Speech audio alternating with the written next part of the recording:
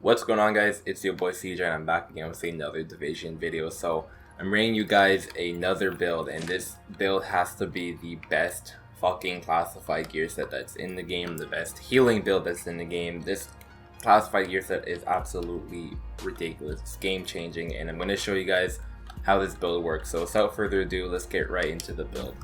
So as you guys can see, I'm running 6-piece classified reclaimer, so let's get right into it.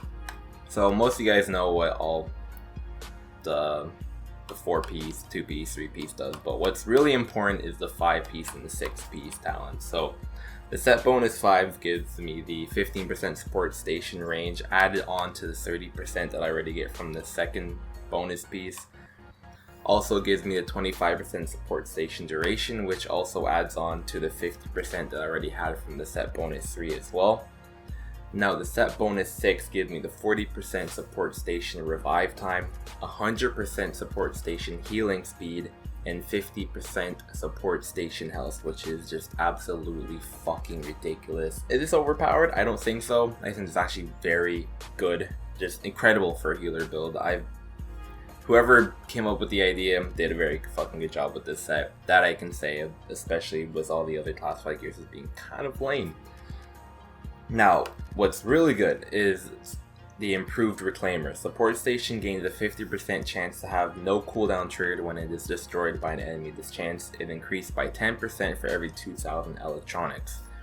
Now, as you guys can see, I'm running 10,000 electronics. You do the math, I'm basically getting it every single time someone destroys it, which is very, very good for PvE and very good for PvP as well. This is just absolutely ridiculous. So I'm going to go into what I use on all of my mods and all that stuff real quick. I'm going to be doing this in a different order than I normally do. I know I go over the weapons and then the gear and in-town stuff. I'm going to be doing that a bit different. So I'm doing the gear first. So my reclaimer vest is rolled into electronics with health and skill haste, and 2 electronics mods with skill haste.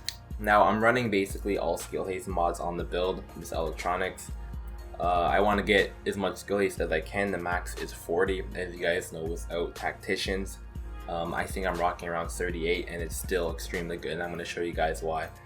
Also, you guys see 337k skill power. This will be a lot higher when I show you guys how to do it, so just keep that in mind as you guys are watching through the video. My reclaimer mask, we roll into electronics with skill power, with an electronics mod with skill haste. My reclaimer knee pads are rolled into electronics with skill power and electronics mod with skill haste. And for this build, I'm running support station range, so I'm using 7% support station range. It makes my support station range extremely huge. It's crazy. Now, even though I'm running support station range, you can definitely do just about anything else. You can run support station healing speed, ally heal if you want to. There's other ways to run this. This isn't the only way. It's just based off what you think is best for your group, how you think you will handle the build better. You just pick and choose what you want. I think support station range is just extremely good if I'm running in a group, so that's why I use it. My backpack is electronics with skill power. Minor attributes ammo capacity, which is something that you want to have on everything that you can. And I have an electronics mod with skill haste and 2 support station range mods. My gloves, which I didn't get too lucky on the rolls here, which is kind of whatever. So roll into electronics with crit chance, skill haste, enemy armor damage. Now, of course, the best would probably be crit chance, crit damage, and skill haste. But honestly, you're not really meant to be doing a bunch of damage as much as you're supposed to be healing and supporting your group. So if you're not getting crit chance to crit damage, it's not really that serious. As you guys can see, I have a god roll, skill haste roll, and I haven't even rolled this yet, which is pretty damn good. So keep that in mind.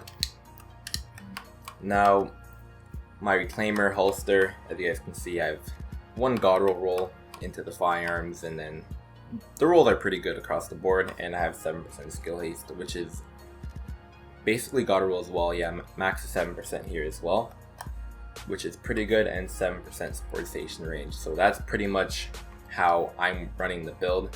Now I'm going to go into the skills before I get into the weapons. So as you guys can see, I'm running a defib. Now I know because I'm not running vigorous, you might want to run overdose, which you can very well do. The only thing is that with the overdose you don't get as much ally heal, which may or may not force you to run ally heal instead of support station range, or rather something else. However, this can be raised, which I'm going to show you guys in a second. So if you do want to run overdose, it is a good option, especially if you want to keep yourself healed as much as possible so you don't die. But if you are running with a coordinated group and they are running overdoses, then you should be fine. That's how I ran it for a couple hours with some of my homies, and that's how I found it working for me. So keep that in mind. If you are going to run it this way, then you're going to want to have people running overdose to shoot at you so you can keep healed pretty much. Now I get it back in 18 seconds, which is going to be lowered as well, which I'm going to show you guys in a second, which is pretty damn good.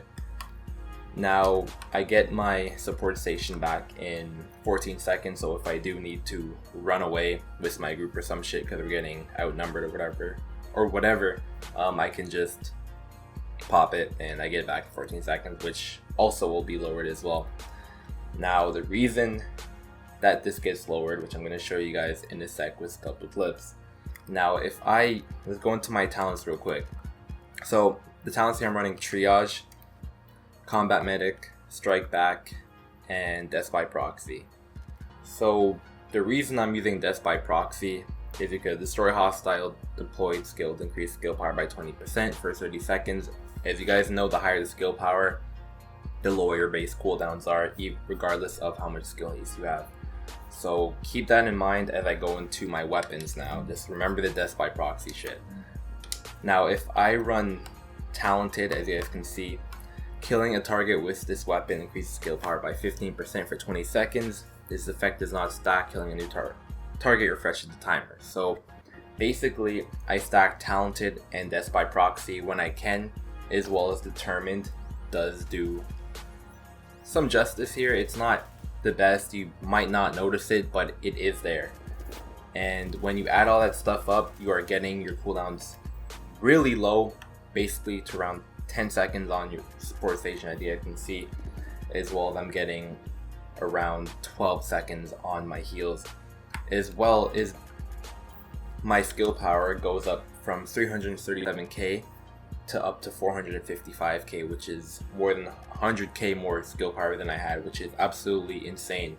Now I know that death by proxy is very situational because not everyone runs turrets and shit, even though a lot of people do run turrets and secret mines and all that stuff. But if you do use it when you can take advantage of the talent, it will really play out very well for you. So keep that in mind when you're using it. As well is when you do use this, you can take advantage of using overdose because all the stats will go up.